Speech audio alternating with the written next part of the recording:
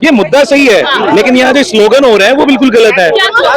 भगवान राम को सीता का पति कहा जा रहा है। भाई पकड़ के ला रहे थे तब क्यों नहीं बोला आपने? यहाँ पे साफ सफाई का बिल्कुल ध्यान रखिए। जय श्री राम, जय श्री राम, जय श्री राम, जय श्री राम, जय श्री स्वच्छ भारत अभियान। इनके बच्चे जब कल मरेंगे ना इसे सवाल पूछने आएंगे कि यहाँ पर सुअर भी आते हैं। अरे जब हनुमान जी को नचाते हैं, सीताराम को नचाते हैं, तब इनकी भक्ति नहीं होती है। तब भक्ति की हो रही थी। के पास पहले पैसे नहीं थे, सत्ता में आ गए, पैसे आ गए तो वो सिर्फ घूम रहे, फ्री फंड में घूम रहे, बस पैसा उड़ा रहे। तो अंगूठा छापे पढ़ना नहीं आता, जहाँ भी जाता बेइज्जती करवा देता। मैं ऐसे सर पीटती हूँ कि भाई इसको इंग्लिश क्यों नहीं आती बोलने। 10वीं फेल है वो, 10वीं भी नहीं भाई, वो पहली क्लास तक नहीं पढ़ा है, ऐसा बंदा है। जागरण लाइव में आपका स्वागत है। जंतर मंतर पे हैं और आज यहाँ पे जो आप भीड़ देख रहे हैं, ये भीड़ कल सोनम वांगचुक की जो डिटेन किया गया है, उनको जो हॉस्पिटल ले गई है पुलिस जबरदस्ती उठा के, उसके बाद की भीड़ है। जो मेन स्ट्रीम मीडिया है उस पर यह बताया जा रहा है कि आंदोलन अब धीरे धीरे खत्म हो रहा है, लेकिन आज देखने के बाद ये लग रहा है कि 2011 में जो अन्ना आंदोलन में जो गलती सरकार ने की थी, अन्ना को गिरफ्तार करके, वही गलती ये सरकार भी कर दी है।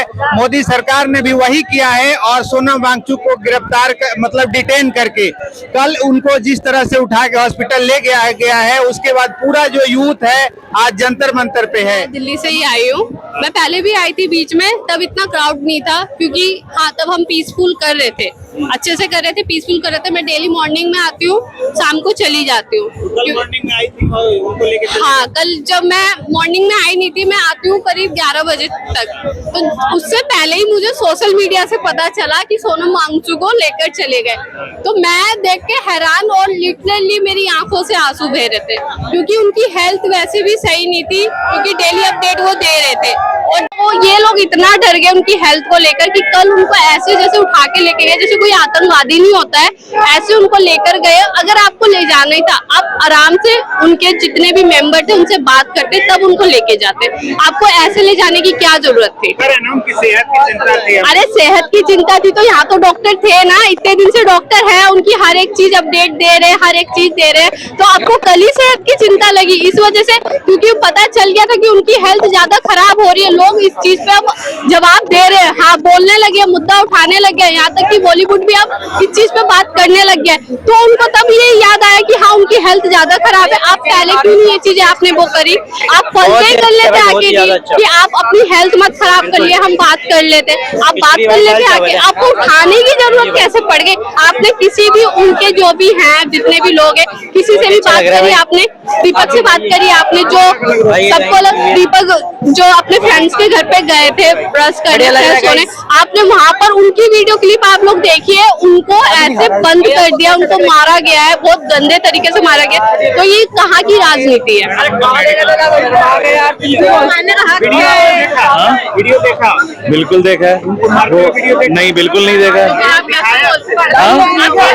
मेडिकल करवा लो ना। मेडिकल की बात नहीं होती मेडिकल है। क्यों? बात सुनो, आप यहाँ आए किस लिए मुझे ये बताइए। हम ये देखने के लिए आए कितने लोग हैं और क्यों हम भारत के। आपको बुलाया किसी ने? लाइन में लगे हुए हैं। रिक्शा के ऊपर मुद्दा उठाएगा वो आएगा, आप यहाँ मुद्दा उठाने आए? हाँ बिल्कुल आए। मुद्दा सही है, ये मुद्दा सही है, लेकिन यहाँ जो स्लोगन हो रहे हैं वो बिल्कुल गलत है।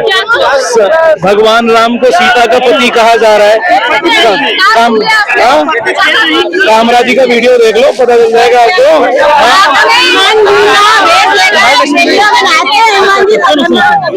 भाई क्या वो आयशा का पति युवा आयशा का पति बोल सकते थे? अभी आपका यहाँ स्वच्छ भारत अभियान। अरे फिर मेरी बात मोदी जी भाई पकड़ के ला रहे थे तब क्यों नहीं बोला आपने? यहाँ पे साफ सफाई का बिल्कुल ध्यान रखिए।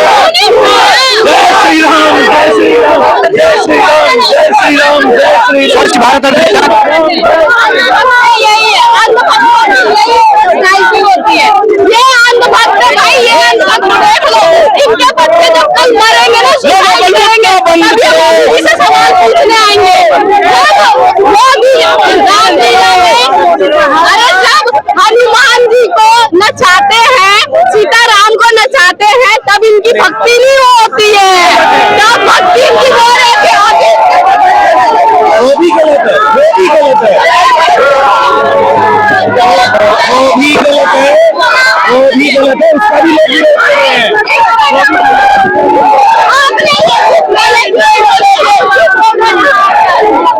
चाहिए मुद्दा, इनको चाहिए हम बिल्कुल हम इसके समर्थन में हैं कि परीक्षा लीक ना हो, वो अन्य देशों में परीक्षा लीक नहीं होती है। ऐसे लोगों के लिए ना एक ही बात है, दूसरी रिपोर्टर ने बोला था कि यहाँ पर सुअर भी आते हैं, तो हम काटने पे भी आ जाएंगे, तो आपकी यही सब निकल जाइए। मैं ऐसे लोगों को बोलूंगी, ऐसे लोगों का प्रोटेस्ट में कोई काम नहीं है, तो सुअर वाले काम करने आते अपना हगा हुआ खुद खाते हैं, ये सुअरों का काम होता है, ये खुद बोल लेते हैं, खुद इसी बात पे पछताते भी हैं।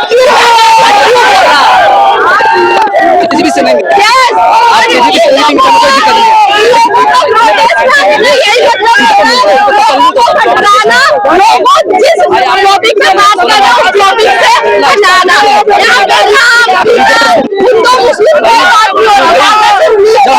बात हो रही है, नहीं इन लोगों को मतलब राम सीता मंदिर सब लेकर आ रहे थे।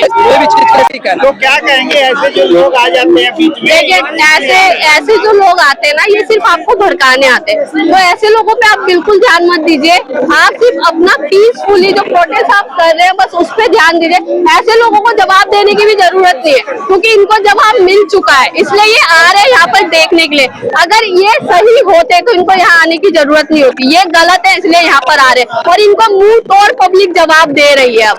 और सबसे बड़ी बात यह है कि कल आप लोग अगर मार्च कर रहे हैं, जा रहे हैं प्रोटेस्ट में, कल सुबह जो भी लोग जा रहे हैं प्लीज पीसफुल अपना प्रोटेस्ट करिएगा।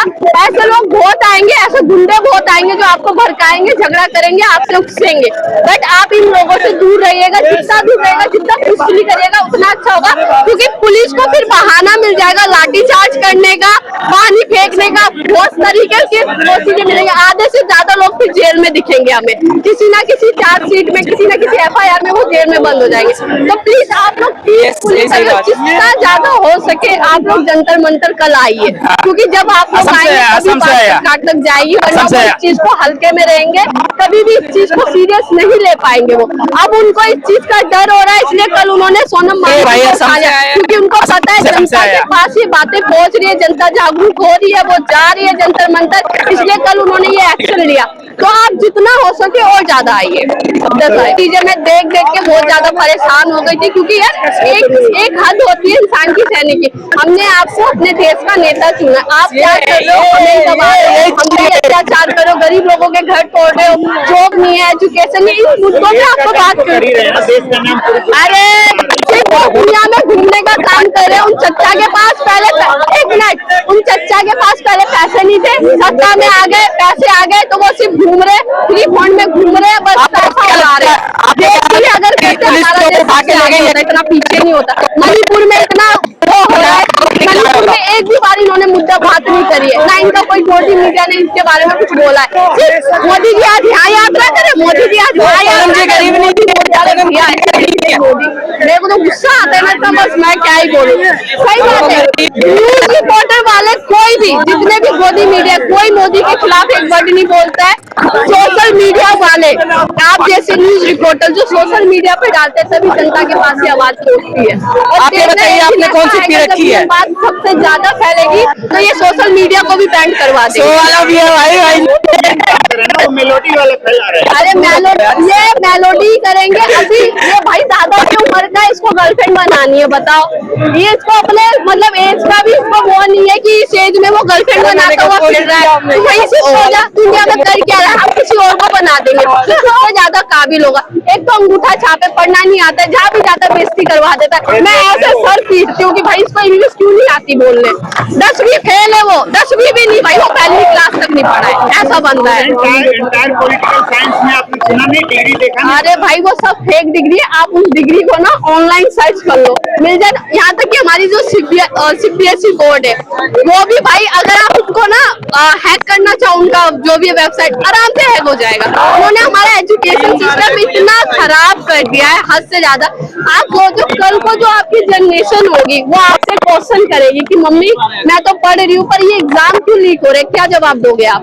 कि भाई हमारी जो मतलब हमारी जो सरकार है वो बिकी हुई है, उनको कोई फर्क नहीं पड़ता। तो आने वाले अपनी जनरेशन के लिए आप लोग आवाज उठाओ, क्योंकि आने वाली जो जनरेशन होगी फिर आपकी पढ़ी लिखी नहीं होगी, उनको नहीं पता चलेगा, वो औरों के आगे दबती ही रहेगी। तो हमें दबना नहीं है, हमें बोलना है, आवाज उठाना है, ये सबका राइट है। Thank you.